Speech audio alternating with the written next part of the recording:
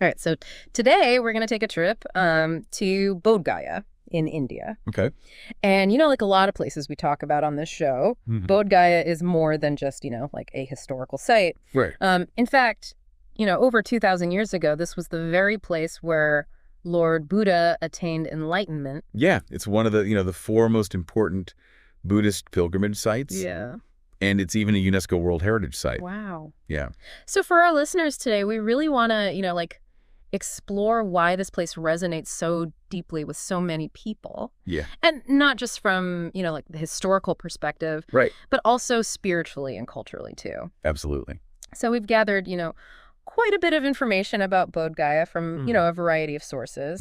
And today's deep dive is really going to try to, distill all that down into the most important and interesting aspects of this really incredible place. Absolutely. All right, so let's start with the heart of Bodh Gaya. Okay. The places that really define its very essence. Yeah. And for me, that really starts with the Mahabodhi Temple. Yeah, the Mahabodhi Temple is so captivating. They've seen pictures. It's just beautiful. You can just feel it. Yeah. But what's really interesting is just the sheer age of the place. Yeah. It was built by Emperor Ashoka in the 3rd century BCE. Wow. So it's not just an old building. Right. It's a structure that is steeped in centuries of faith and devotion. Yeah. And, for our listeners who might not be, as familiar with Buddhist history. Right.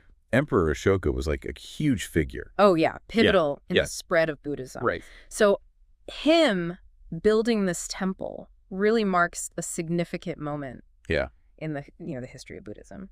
And when I was looking at pictures, I was just struck by the intricate carvings. Oh, yeah. They're amazing. Are those just decorations or do they have meaning? Oh, they definitely have meaning. They're not just decoration. Yeah. They actually tell stories. And they represent a really long artistic and spiritual tradition. And then within the temple itself is this revered golden statue of Buddha in meditation. I saw that. And it's a central focus for, countless pilgrims who are seeking connection. Yeah, so you have this incredible building with all this history and meaning and art. Yes. And then inside you have this focal point with the statue. Yeah, and it's almost like this palpable sense of devotion in the air. Wow, that's incredible. Yeah.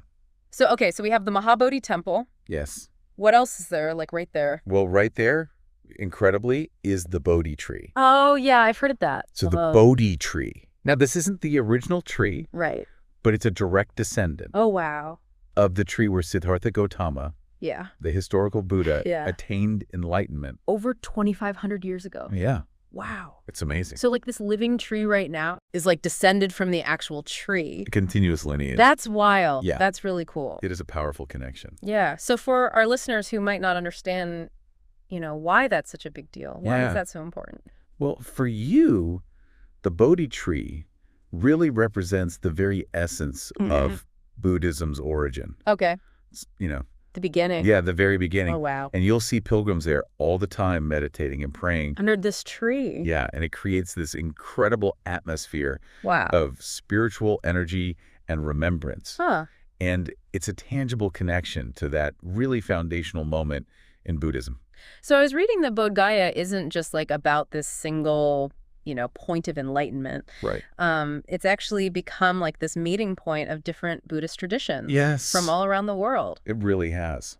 And I guess you can really see that when you look at all the different monasteries that are there. Exactly. Yeah. And if you connect that to the bigger picture for you, you can really see how Bodh Gaya has evolved into this international hub for Buddhist practice. So, for example, you have the Thai monastery. Okay. And as soon as you see it with its golden Buddha statue, oh, wow. and its unique architecture, you're instantly transported to Thailand. Really? It's amazing. Wow. And what's really fascinating is how you can see Thai Buddhist artistic traditions being expressed in this sacred Indian space. Yeah, so you have this kind of fusion almost. Yeah, like a blend. Yeah, that's really cool. Yeah. So, okay, we got the Thai monastery. What other monasteries are there? Well, then you could wander over to the Tibetan monastery. All right. And that's a completely different experience. Really? Yeah, you're suddenly surrounded by, these vibrant, colorful prayer flags. Yeah. Just dancing in the wind. Yeah. And these intricate murals depicting, Buddhist cosmology. Wow. It's like we can't forget about the Japanese temple. Oh, wow. Okay. Which was built by the Nipponzan Myohoji sect. And it's a Japanese style.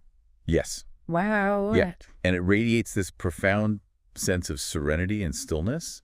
Oh. And what's notable about this particular sect is their emphasis on the Lotus Sutra. Okay. And their commitment to world peace. Wow. And you can often, like, feel that in the atmosphere. In the temple itself. Yeah. Wow. So each of these monasteries, it's built and maintained by these different countries, right, offers you this really unique lens through which to understand the diverse expressions and practices within Buddhism. It's like almost like a global tour of Buddhist culture. Yes. But all concentrated in this one sacred space. Exactly. That's so cool. It is. So we talked about the